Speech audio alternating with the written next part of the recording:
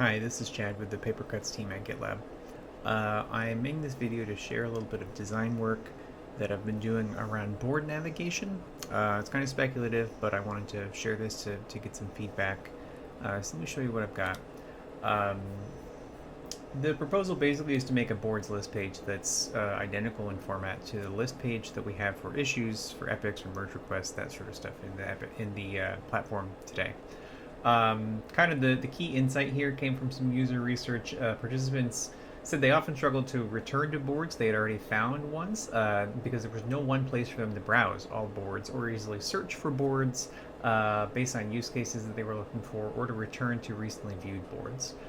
So I've got a bit of a proposal for that. Instead of reading all of this, let me show you the prototype. So this is what it looks like today, just for some context.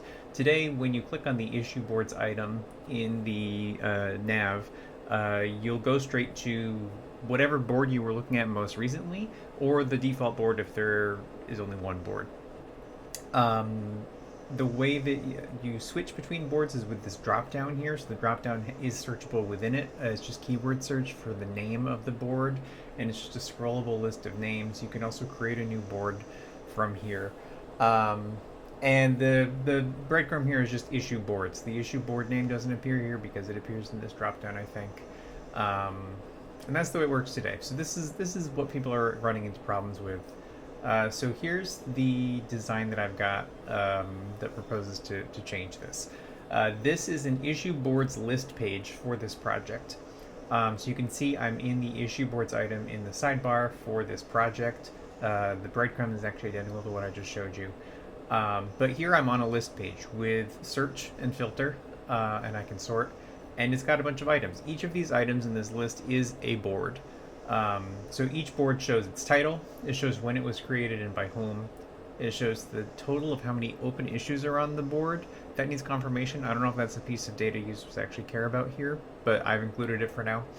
It's got a list of avatars for the participants and all of the open issues in that board.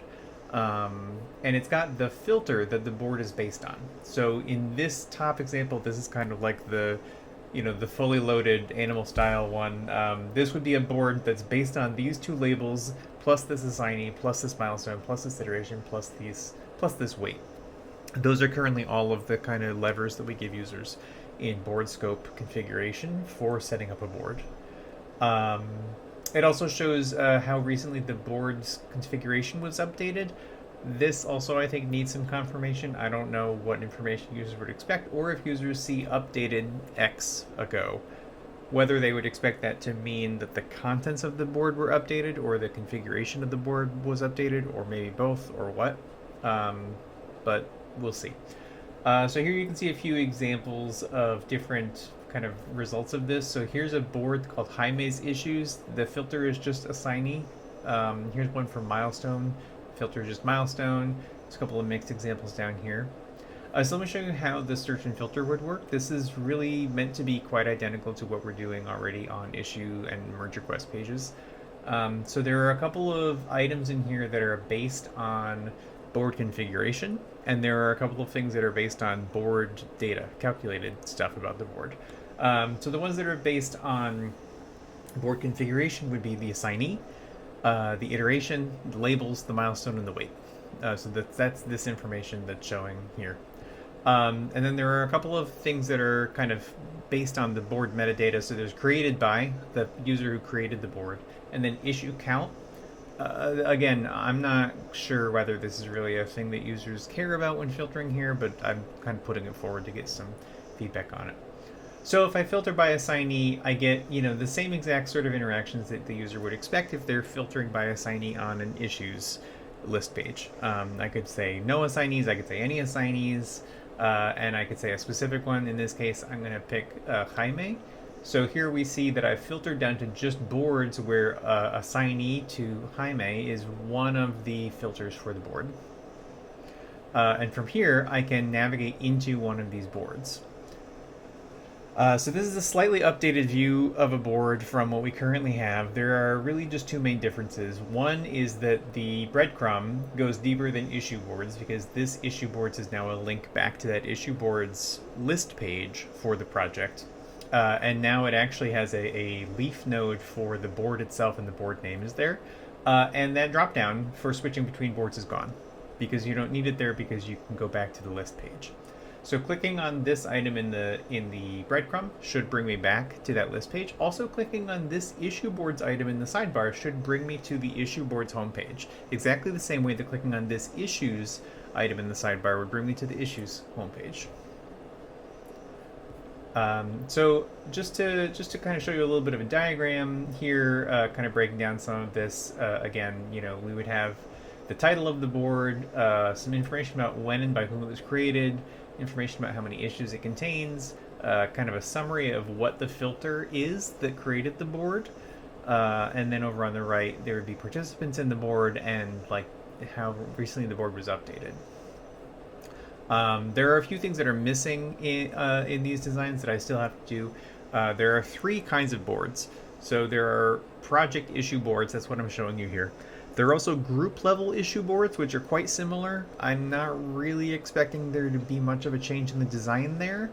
I think the only change in the design there would be that each of these items in the list may need to reflect which project it's from, if it's from a project, if it's if the group list kind of aggregates all of the boards from its child projects and child groups. So there's like a very small tweak to that, and I'm not really sure that there's anything filtering wise. Maybe filtering on subgroup or project would make sense. I'm not sure. The third kind of board is a group level epics board. I am also not sure what changes in the data that's shown here may make sense for those. I think the filters for epic boards are a bit different. So I think the information that we display and the way that we filter them might need to change.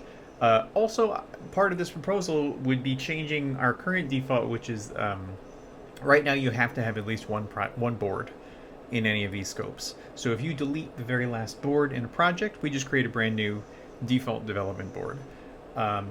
I don't think we need to do that. I think it confuses users. So part of this proposal also would be allowing you to delete the last board and not have any boards, and then have an empty state for this boards list page. I haven't done the design yet for that, but I think it's going to be quite similar to the issues empty state. So that's yet to come. Anything else that I'm missing? I also don't have anything in this design right now for creating a new board. The create a new board experience today is in this drop down. There's just going to be a button here for create a new board, the same way there's a button there on the issues list page for creating a new issue. I just don't have it in this design yet. So that's a quick overview of it. I've got all of this captured in this issue. I'd be interested to get feedback on this and any thoughts and parallel efforts that are going on with this. So let me know. Thanks.